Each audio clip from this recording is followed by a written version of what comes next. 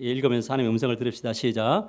그러므로 형제들아 내가 하나님의 모든 자비하심으로 너희를 권하노니 너희 몸을 하나님이 기뻐하시는 거룩한 산 제물로 드리라. 이는 너희가 드릴 영적 예배니라.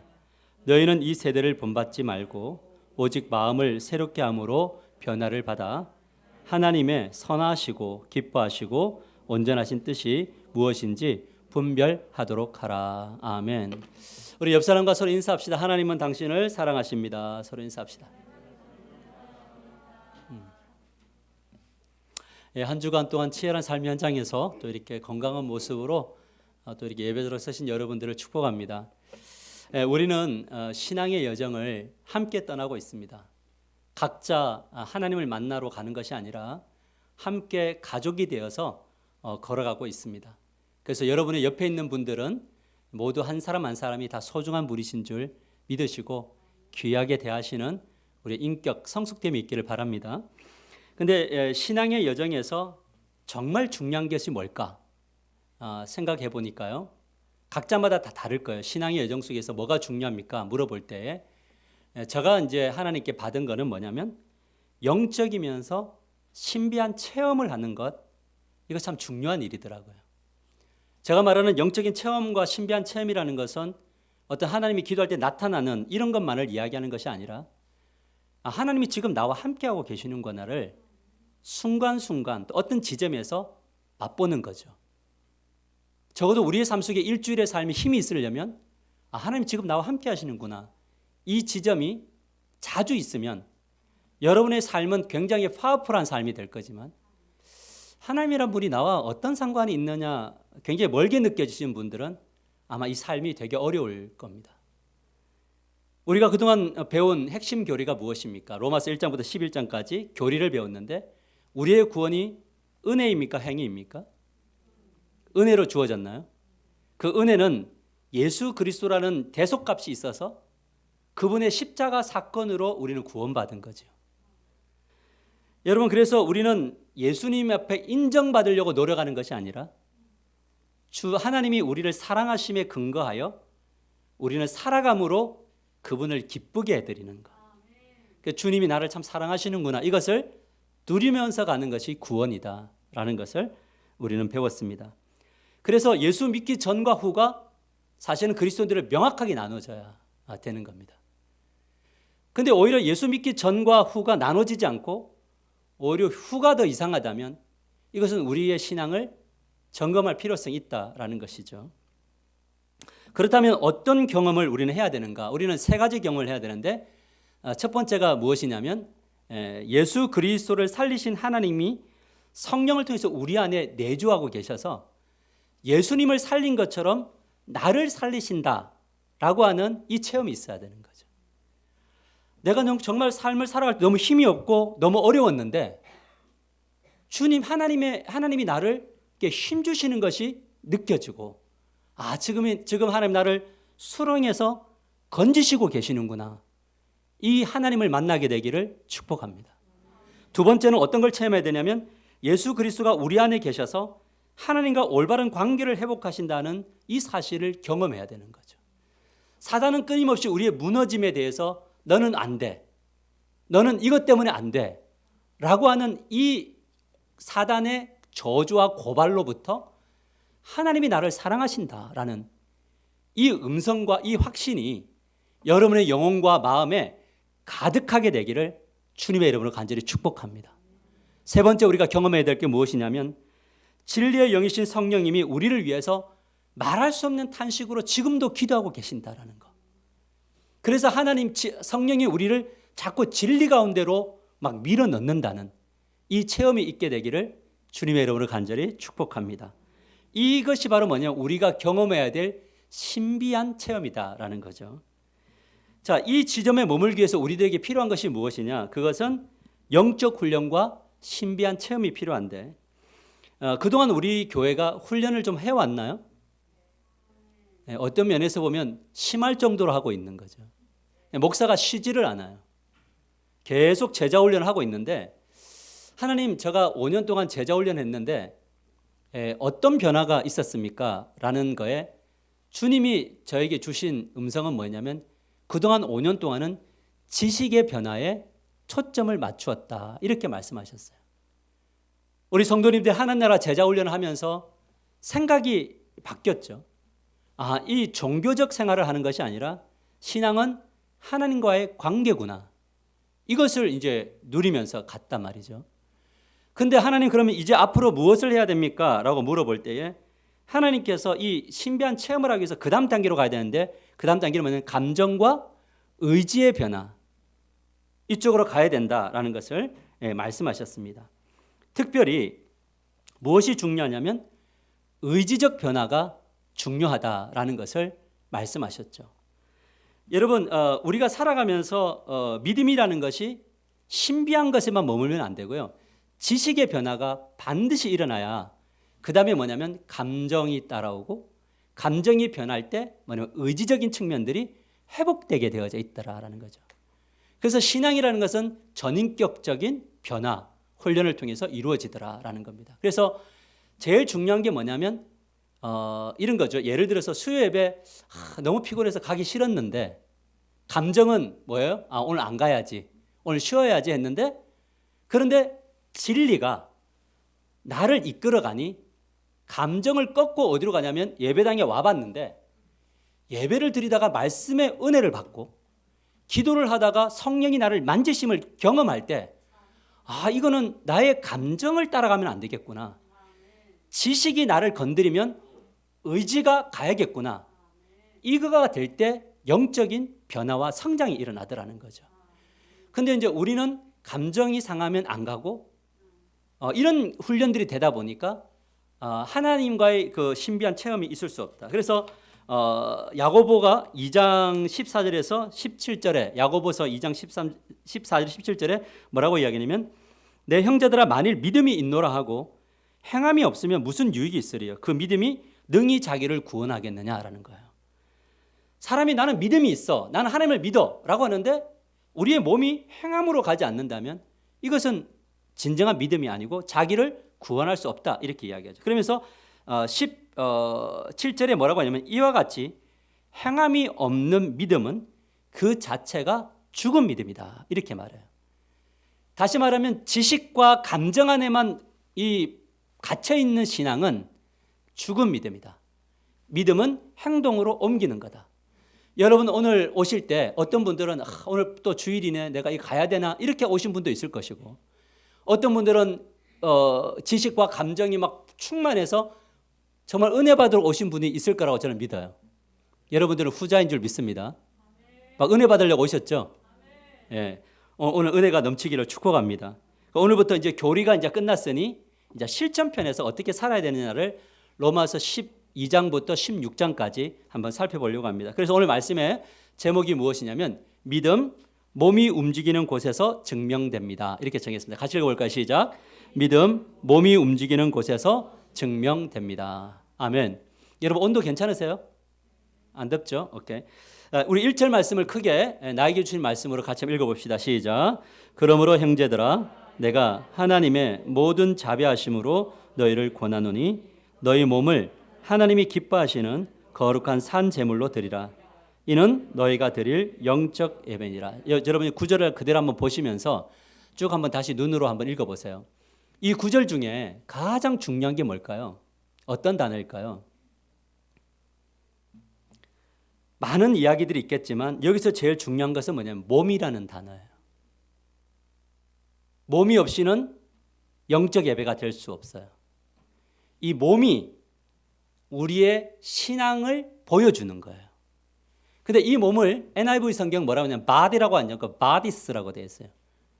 그러니까 이 몸 덩어리가 이 하나로 그냥 단순하게 가는 것이 아니라 우리의 눈과 코와 입과 귀와 손과 발 하물며 우리의 장기까지 이 전 인격을 삶으로 담아내는 그 기관이 바로 몸이다. 아멘인가요? 그러면 이것이 어떻게 해석이 되냐면 우리의 몸을 하나님이 기뻐하시는 산제물 living sacrifices로 되려면 어떻게 되어야 되냐면 눈이 제물이 되어야 되는 거예요. 그럼 이 눈이 누구를 바라봐야 되느냐는 거예요. 하나님 바라봐야 되죠. 어디에서? 예배당에서만? 밖에서는요? 바라봐야 되죠. 그러면서 하나님을 의존하는 거예요. 근데 이 눈이 하나님이 바라보시는 것을 보는 거죠. 근데 우리 눈을 잘 보면 우리 눈이 주님 앞에 거룩한 제물이 되지 않는 경우가 되게 많아요. 우리 눈은 나의 욕망을 향하여 있다는 거예요. 이렇게 되면 이거는 몸을 드리는 것이 아니다. 여러분, 손과 발도 주님이 원하시는 곳으로 향하여야 되는 건가요? 맞아요? 이 손이 하나님의 영광, 하나님을 향하여야 된다는 거죠.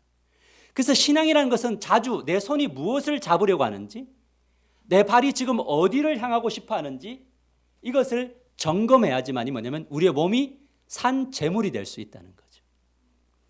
여러분, 이 코는 어때야 됩니까? 코도 마찬가지인가요? 우리 맑은 공기를 쐬러 갈 때 오늘 공기 좋다 이게 아니라 하나님 이 콧구멍이 뚫리게 하셔서 이 맑은 공기를 마심으로 나의 폐를 강건하게 하시고 내가 이 건강함으로 주님께 영광을 돌리기를 원합니다. 주님 저에게 자주 이러한 시간을 허락해 주십시오.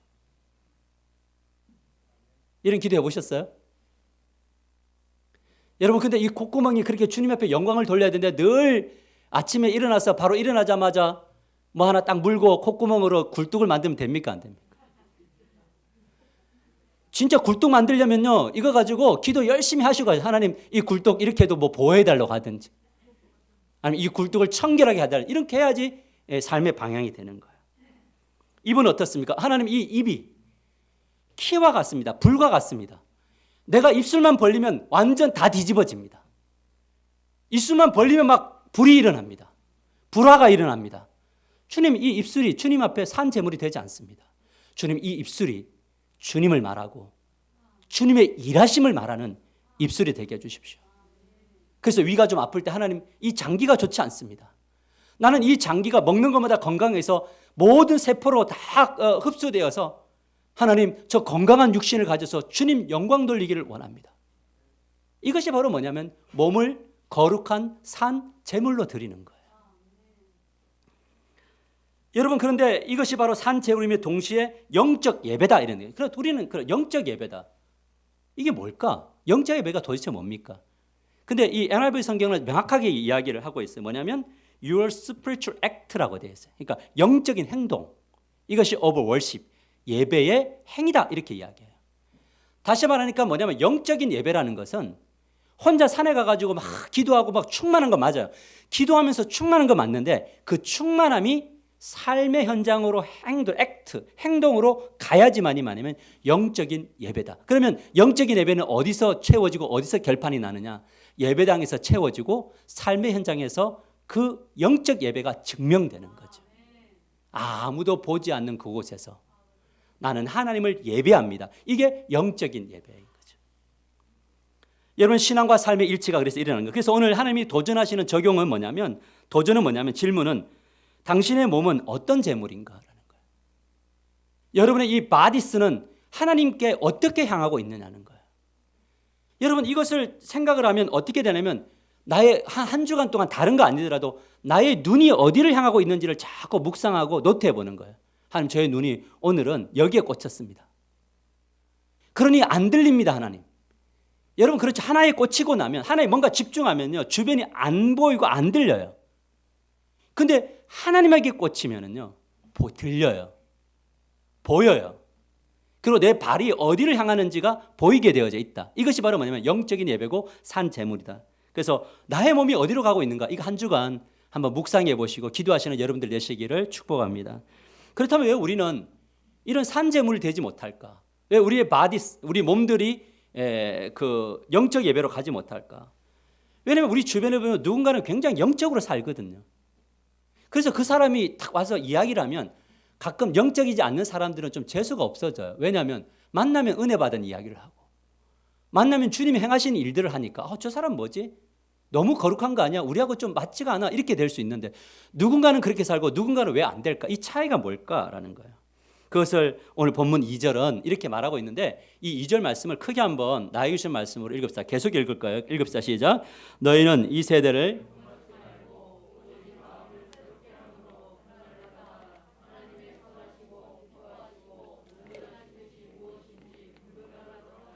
여기 이 구절에는 세 가지가 나와 있는데요.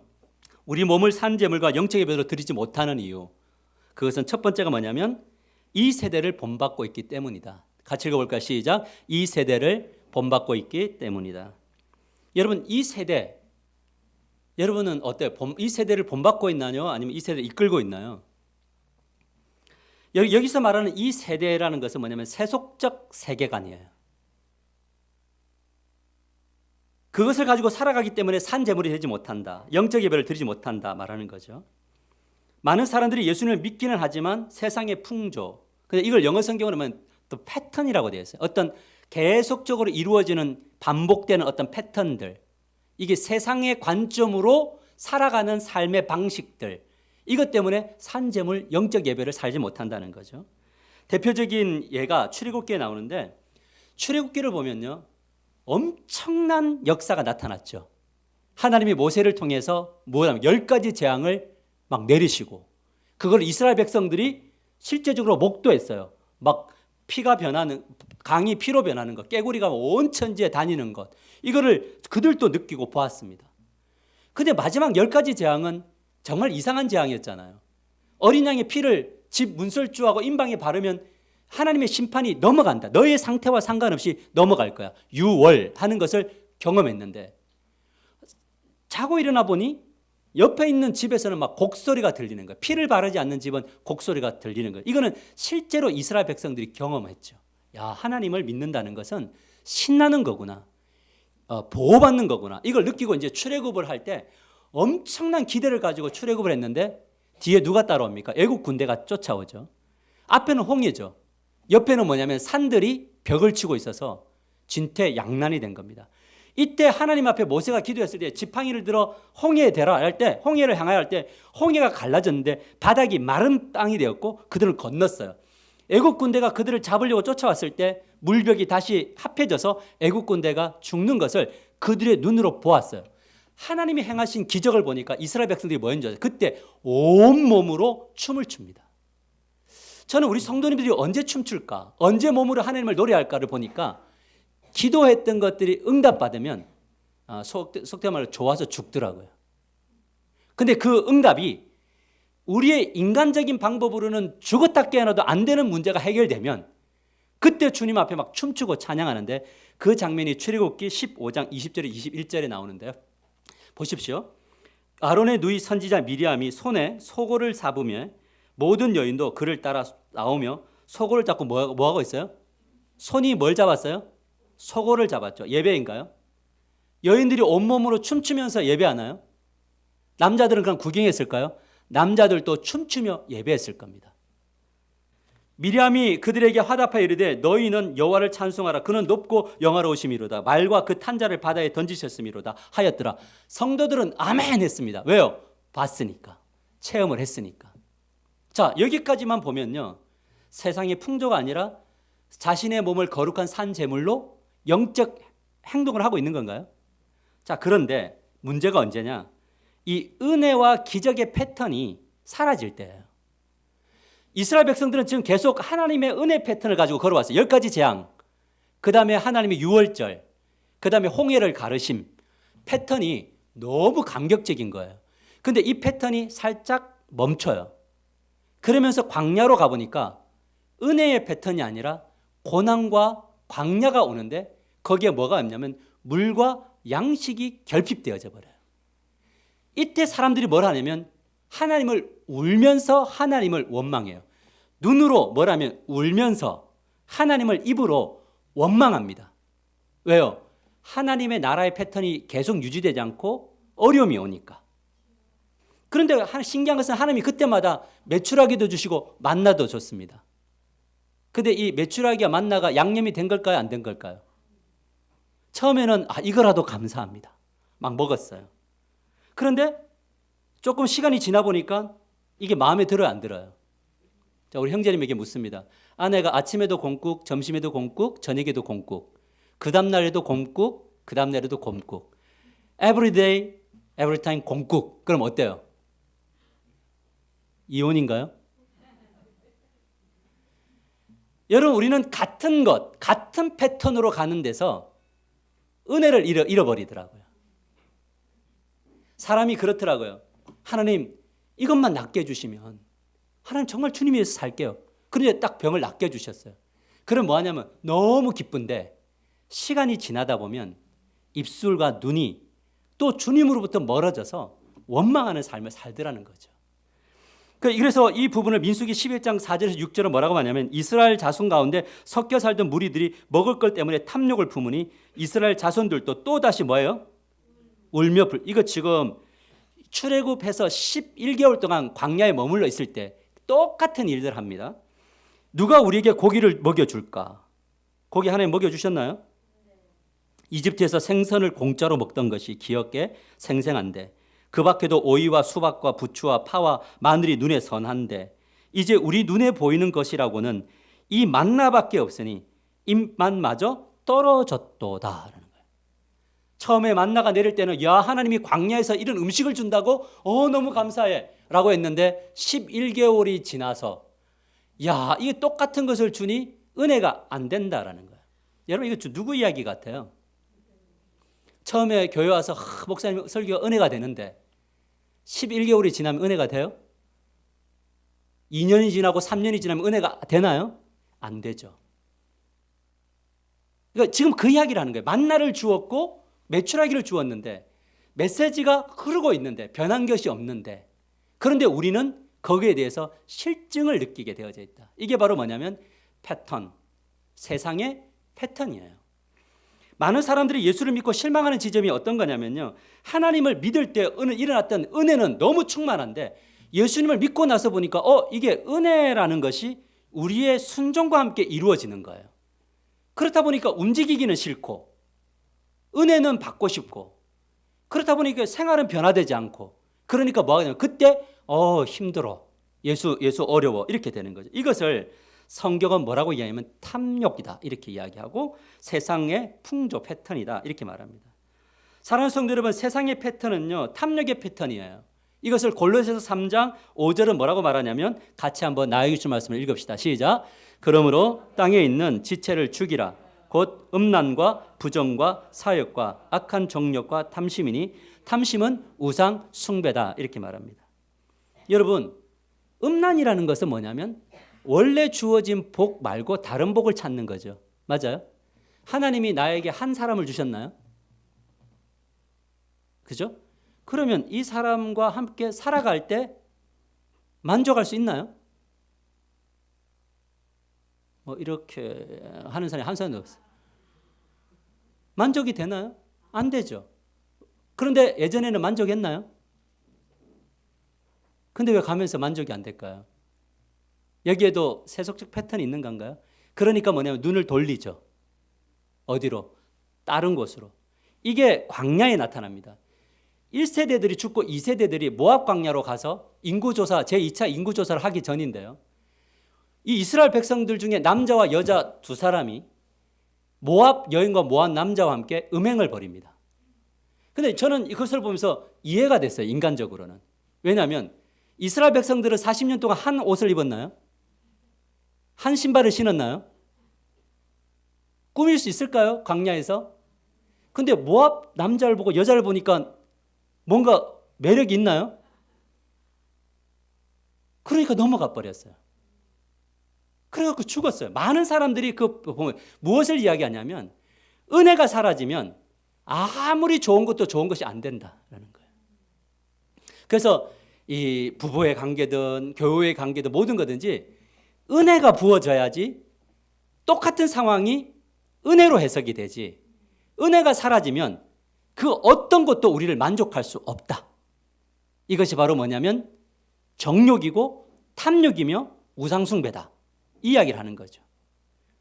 그래서 우리의 신앙생활 속에서 그러나 이 모든 사람들이 다 그랬으면 문제인데 이 가운데 여호수아와 갈렙과 모세는 그 사람들의 패턴 안으로 들어가지 않고 구속의 패턴으로 바꿔서 무엇을 보면서 가면 하나님의 말씀을 따라 하나님이 일하심을 따라 걸어가니 이 종들에게는 하나님의 음성과 하나님의 임재와 하나님의 역사가 나타나면서 하나님을 떠날 수 없는 하나님만이 우리의 힘임이 느껴지게 되었다는 거죠. 모든 다수가 은혜가 떨어져도 여러분 그 다수 안으로 들어가지 않게 되기를 축복합니다. 10명의 정탐꾼이 가데스 바냐에서 40일 동안 정탐하러 갔는데 10명은 가서 세속적 패턴을 가지고 세상을 봤어요. 근데 여호수아와 갈렙은 하나님의 관점으로 봤어요. 똑같은 땅인데 은혜가 있는 사람은 하나님의 관점으로, 은혜가 떨어진 사람은 자신의 관점으로 보니 이것이 슬픔의 결과를 가져왔다는 거죠. 적용 질문입니다. 나의 몸을 무너뜨리는 세상의 패턴. 여러분 우리가 자세히 한번 묵상해 보면요, 무너지는 지점은 항상 같습니다. 그 무너 지점을 극복한 사람은 그 지점이 와도 넘어지지 않는데요, 넘어지는 패턴을 자세히 보면 항상 같은 사건, 같은 이야기, 같은 것으로 넘어집니다. 여러분 이것을 뛰어넘는 그러한 놀라운 역사와 은혜가 여러분들에게 주어지게 되기를 주님의 이름으로 간절히 축복합니다. 이것은 여러분들이 발견하고 주 앞에 내어놓아야 됩니다. 근데 두 번째는 뭐냐면, 몸을 산제물로 드리지 못하는 이유는 두 번째, 마음을 새롭게 하지 못하기 때문이다. 같이 읽어볼까요? 시작. 마음을 새롭게 하지 못하기 때문이다. 2절 같이 한번 다시 읽습니다. 시작. 너희는 이 세대를 본받지 말고 오직 마음을 새롭게 함으로 변화를 받아 하나님의 선하시고 기뻐하시고 온전하신 뜻이 무엇인지 분별하도록 하라라는 거예요. 여러분 여기서 마음을 새롭게 한다는 것은 뭐냐면, 영어 성경에는 마인드라고 되어 있더라고요. 마인드가 뭡니까? 마음을 새롭게 하라, 마음을 갱신하라. 근데 이 마음이라는 것이 추상적이지 않고요, 사전의 정의를 보내겠습니다. 사고, 판단, 지각, 감정, 의사, 내가 어떤 의지 그들 등을 작용하는 어떤 마음, 움직임이라는 거예요. 다시 말하면 마음을 새롭게 한다는 것은 우리의 지식과 감정과 의지를 뭐 하는 거죠? 새롭게 하는 거예요. 여러분 우리의 지식과 감정 그리고 의지를 잘 돌아보셔야 되는데, 세상의 패턴으로 무장되어 있는지 아니면은 하나님의 구속적 패턴으로 무장되어져 있는지 우리의 지식을 잘 돌아봐야 되고, 우리의 감정과 의지적인 측면들을 잘 관찰해 보아야 됩니다. 많은 성도들이 예수를 믿고 하나님의 백성이 되지만 마인드가 변하지 않아요. 기도하십시다. 그러면 뭐라고 하냐면 기도하면 됩니까? 이게 뭐냐, 마인드의 변화가 안 된 거예요. 우리 예배에 우리의 삶의 우선순위를 담아야 됩니다. 아니 지금 바빠 죽겠는데 예배 드리는 것이 답니까? 라는 것일 수 있죠. 우리 말씀 배웁시다. 아니 지금 그럴 시간이 어디 있습니까? 지금 살아내기도 바쁩니다. 마인드의 변화가 일어나지 않는 겁니다. 그래서 이 마인드의 변화가 일어나지 않으면 어떤 현상이 일어나냐면, 세상 친구들과 내가 만났을 때 대화가 죽이 잘 맞습니다. 뭐냐면 차이가 나지 않는다는 겁니다. 그래서 그 사람을 만나서 대화를 나눌 때 하루 종일 주식 이야기하는 겁니다. 비트코인 이야기하는 겁니다. 거기에서 죽이 맞다 보니 그 믿지 않는 사람도 내가 하나님의 백성인 걸 모르고 나도 그곳에 있으면 잘 모르게 됩니다. 이런 것들이 뭐냐면 우리의 지식과 감정과 의지가 어디에 머물러 있는가가 항상 어디서 나오면 세상 사람들 사이에서 나의 정체성이 나타난다라는 거죠. 여러분 우리가 이 마인드의 변화는요, 훈련을 통해서 이루어지더라고요. 따라서 마인드의 변화는 훈련을 통해서 변화됩니다. 은혜 받으면 변하나요, 사람이? 변하죠. 잠시 변하더라고요. 막 은혜를 받으면 막 얼굴도 밝아지고 막 해요. 근데 그 은혜가 오래 가는 건가요? 우리 교회는 오래 가죠. 할렐루야. 너무 낮추지 않으세요. 은혜가 오래 가는데 그 은혜를 받는 것을 계속적으로 훈련되어지면 은혜는 유지되어지더라는 거예요. 그래서 우리가 이제 할 때 제일 먼저 선행되는 게 뭐냐면, 신앙생활 중에 있어서 지식의 변화가 선행되어져야 되더라고요. 그러니까 우리가 가지고 있는 이 세상의 지식이 안으로 하나님의 지식이 들어오는 거예요. 그럼 둘이 충돌되나요? 맞아요. 하나님의 나의 지식과 세상의 지식이 들어오면 충돌이 돼요. 여기에 갈등이 생기는데 이 과정이 반드시 필요해요. 이거는 이 과정을 겪는 것이 영적 성장의 단계예요.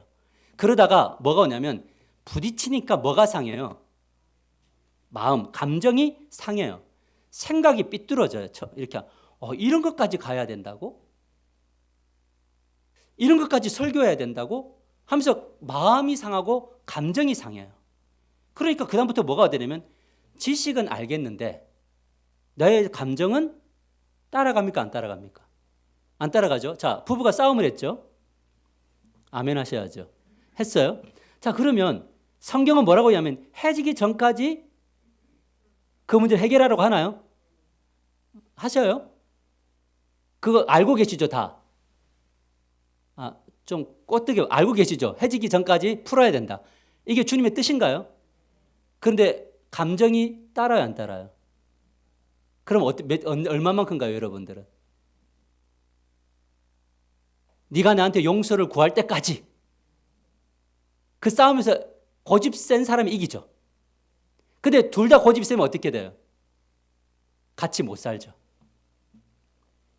그런데 나중에 보니까 이 감정이라는 것이 항상 우리를 속이는구나를 알게 되는 거예요. 이것이 우리를 지식을 지식되기 못하게 하는구나를 깨닫게 되는 거죠. 그때 우리는 뭐냐면 훈련하는 겁니다. 열받았는데 내가 이렇게 해보니까 또 열받죠. 맞죠? 내가 미안했는데 뭐가 미안한데? 사실 잘 모르겠거든요. 하여튼 미안한 거는 맞는 것 같아. 그럼 뭘 미안한데? 그러면 이제 나름대로 생각해서 가장 최근에 공격받았던 것을 이야기를 했는데 그때부터 더 불화가 시작되는 거죠. 내가 이야기한 거는 그게 아니었잖아 뭐 이러면서. 그럼 열받아요 안 받아요? 그럼 어떻게 해야 돼? 그때 감정이 상하죠. 그럼 어떻게 해야 되면 다시 한 번 더 기도하고 알려줘. 이렇게 가면 되는 거야. 근데 그때부터 내가 여기까지 했으면 다 된 거 아니야? 뭐 이러면 이제 끝나는 거예요. 마지막에 뭐가 있느냐? 의지가 있단 말이에요. 근데 가보니 이것이 반복되어 보니 쌓이는 거예요. 신뢰가 쌓이고 사랑이 쌓이고 진심이 쌓이면서 하나님의 나라가 이루어지더라는 거죠.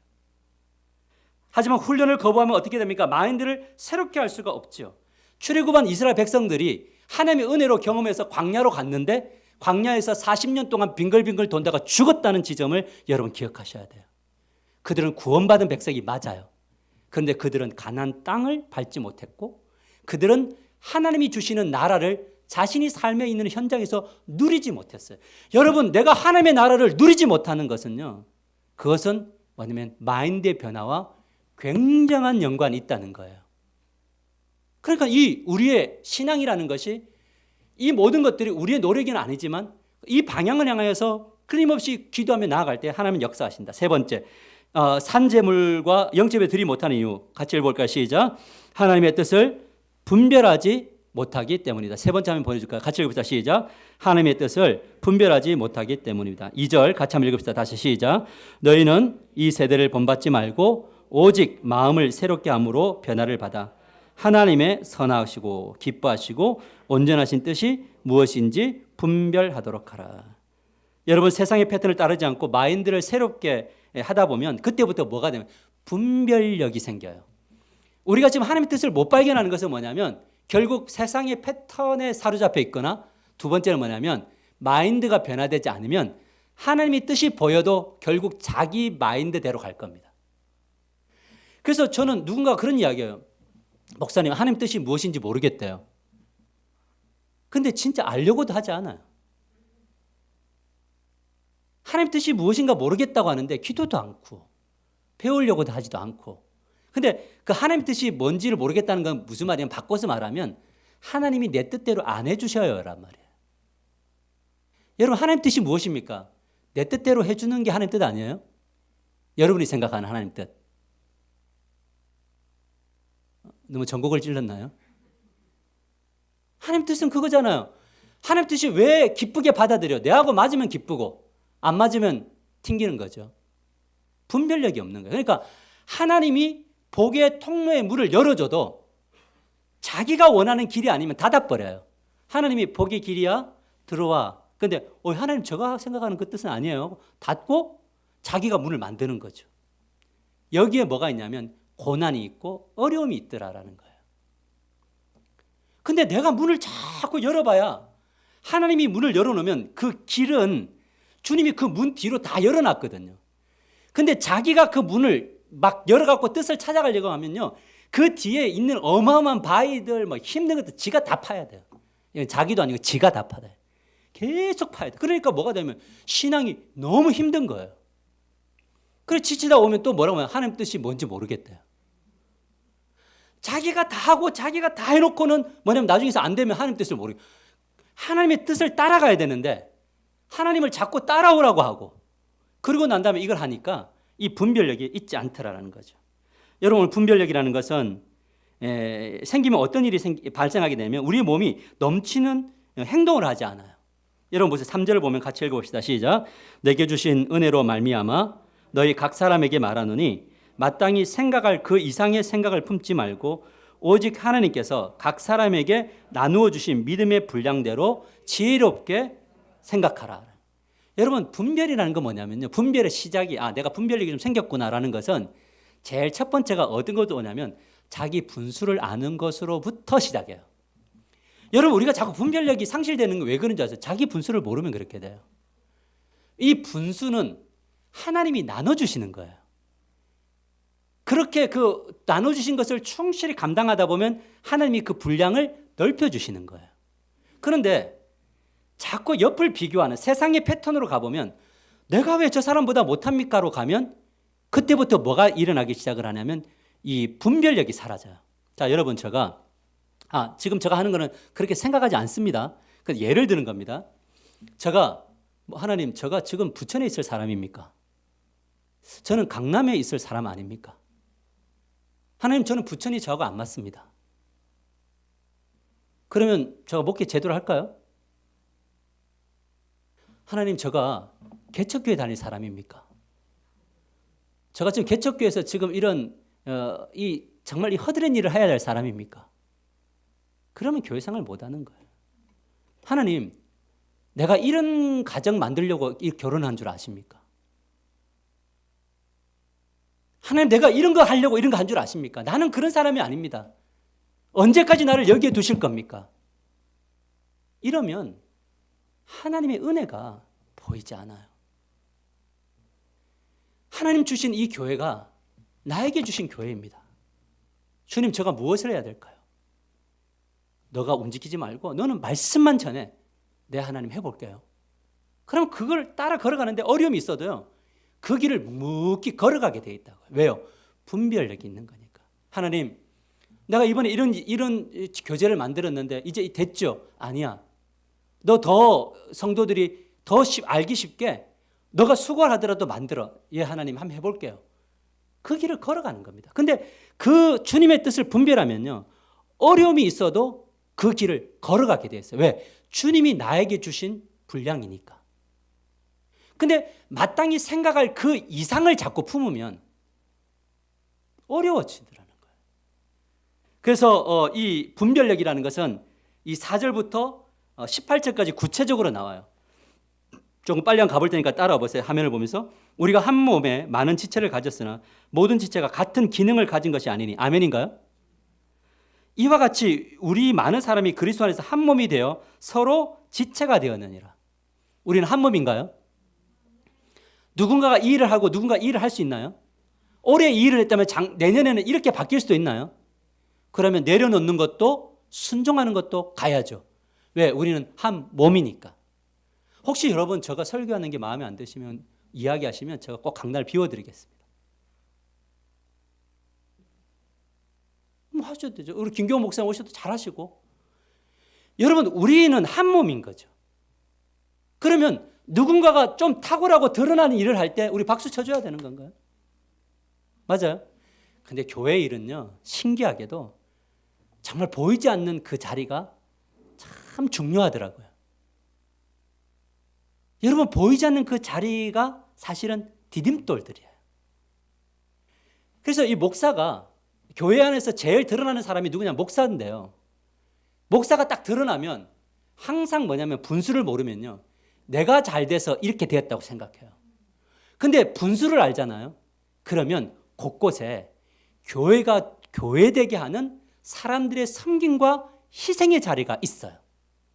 어제 이제 우리 교회 집사님 한 분이 등록을 안 하고 계시는데 이제 멀리 가셔야 되기 때문에 못 합니다. 하는데 저는 이제 내심 등록했으면 좋겠습니다. 이런 생각을 했거든요. 근데 마침 그분이 청소하러 오셔가지고 이제 앉아서 차를 마시는데 옆에 이제 우리 집사님들이 아니면 그럼 등록하시고 가세요.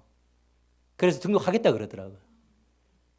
내가 말 못한 거를 성도들이 말 한 방 던지니까 되더라는 거예요.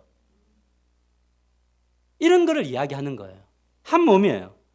그래서 6절에 보면 우리에게 주신 은혜대로 받은 은사가 각각 다르니 혹은 예언이면 믿음의 분수대로 혹 섬기는 일이면 섬기는 일로 가르치는 자면 가르치는 일로 혹 위로하는 자면 위로하는 일로 구제하는 자는 성실함으로 다스리는 자는 부지런함으로 이 긍휼은 자선인데 자선을 베푸는 자는 즐거움으로 할 것이니라. 이렇게 누가 자선을 베푸니까 나도 질투나니까 해야지 이게 아니라 주님이 나에게 주셨으면 기쁨으로 하라는 거예요. 그럼 기쁨으로 하는 사람은 절대 이기지 못합니다. 근데 시기와 질투를 하면요, 이거는 감당이 안 되는 겁니다. 그래서 계속 9절에서 8절 보면 사랑에는 거짓이 없나니 악을 미워하고 선에 속하라. 형제를 사랑하여 서로 우애하고 존경하기를 서로 뭐 하라고요? 먼저 하는 거예요. 이게 겸손이에요. 먼저 손 내미는 것, 먼저 전화하는 것, 먼저 그 사람의 필요를 찾아가는 것, 이런 것들이 바로 뭐냐면 분별력이라고요. 그러니까 이 분별력이 있는 사람은 기도를 하나님 오늘은 누구에게 전화할 것이 필요합니까? 하나님 오늘은 누구와 만나야 합니까? 나의 시간 속에 이 섬김의 자리는 무엇입니까를 기도하면 하나님이 반드시 보여주시는 거예요. 하나님, 제가 교회에서 섬겨야 될 것이 무엇입니까? 저는 가만히 보니까 탁월한 사람들이 많아서 제가 할 것이 없는데 뭘 해야 됩니까? 라고 물을 때 하나님이 자기의 눈에만 보여주는 게 있는데요. 그거를 하는 거예요. 이게 중요한 이야기죠. 그래서 그 뒤로 이제 쭉 읽어가 보면 이렇게 이야기합니다. 12절에 소망 중에 즐거워하며 환난 중에 참으며 기도에 항상 힘쓰며. 소망 줄 때는 하나님이 응답을 받을 때는 완전 춤추고 찬양하는 우리 교회가 되기를 축복합니다. 근데 어려울 때는요, 뭐냐면 그냥 인내하면서 잘 기다리는 거예요. 어려울 때는 인내하는 거예요. 그러면서 기도에 항상 힘쓰다 보면 하나님이 진짜 놀랍게 역사하심을 경험할 때 정말 위대하시는구나. 그러면서 맨 마지막에 이렇게 말합니다. 18절에 할 수 있거든 너희로서는 모든 사람과 더불어 뭐 하라고요? 화목하라 라고 이야기해요. 결국 분별의 끝에는 뭐가 있냐면 화목이 있어요. 따라합시다. 분별의 끝에는 화목이 있습니다. 아멘인가요? 이것이 진짜 중요합니다. 말씀을 맺으려고 합니다. 오늘 말씀의 제목이 무엇이냐면 믿음, 몸이 움직이는 곳에서 증명됩니다 입니다. 여러분, 우리가 몸에 움직여야 할 방향은 어디인가? 첫째, 이 세상의 같이 읽어볼까요? 시작. 이 세상의 패턴과는 반대 방향으로 움직여야 합니다. 둘째, 같이 읽읍시다. 시작. 마음을 새롭게 하는 방향으로 움직여야 합니다. 셋째, 하나님의 뜻을 분별하고 그 방향으로 움직여야 합니다. 여러분, 이것은 언제 발견되냐면요, 집중해야 돼요. 삶 속에서 우리가 집중하는 것이 하나님에게 집중하면요, 여러분들이 집중하는 것이 보이기 시작하고 하나님의 일하심이 보이기 시작을 해요. 그래서 하나님 앞에 이제 집중하고 하나님이 움직이는 대로 따라가 보는 거예요. 여러분, 이것이 굉장히 기도를 하다 보면 마음 주시는 게 있어요. 우리가 미용봉사를 이제 올해 이제 한번 하겠습니다. 했더니 어떤 집사님이 그럼 나는 거기에 뭘 할까 생각했더니 나는 지금 머리를 하는 샵을 하고 머리를 케어하는 하는 두피를 하고 있으니 내가 이것 가지고 하겠습니다. 이런 것들이 바로 뭐냐면 하나님 분별력이에요. 그거를 따라서 내가 같이 가겠습니다라고 발걸음을 옮기는 것을 이야기하는 거예요. 우리에게 감동 주시고 기도할 때 마음 주시는 걸 따라 움직여 보는 것. 이렇게 움직이다 보면 하나님의 일하시는 들이 굉장히 선명하게 보이게 되고, 선명하게 보이게 될 때 뭐라면 내가 지금 이걸 못 하겠을 때 기도를 하게 되면 하나님이 할 수 있는 능력도 주시고 힘도 주시는 놀라운 복이 임하게 될 줄 믿으시길 바랍니다. 그래서 말씀을 읽으며 기도하고 기도하면서 묵상하고 관찰하고, 그래서 머물러야 될 자리에 딱 머물면 놀라운 역사가 일어날 줄 믿으시길 바랍니다. 그래서 우리가 걸어갈 때에 필요한 것은 결단이에요. 하나님, 저에게 이 사명을 감당할 수 있도록, 이 놀라운 복을 받을 수 있도록 도와주십시오. 이렇게 기도하시는 저와 여러분이 되시기를 주님의 이름으로 간절히 축복합니다.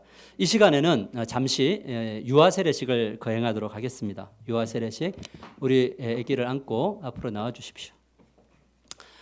저는 가장 지금 우리가 복된 현장을 목도하고 있다고 믿습니다. 우리 우린 자매가 아기를 둘까지는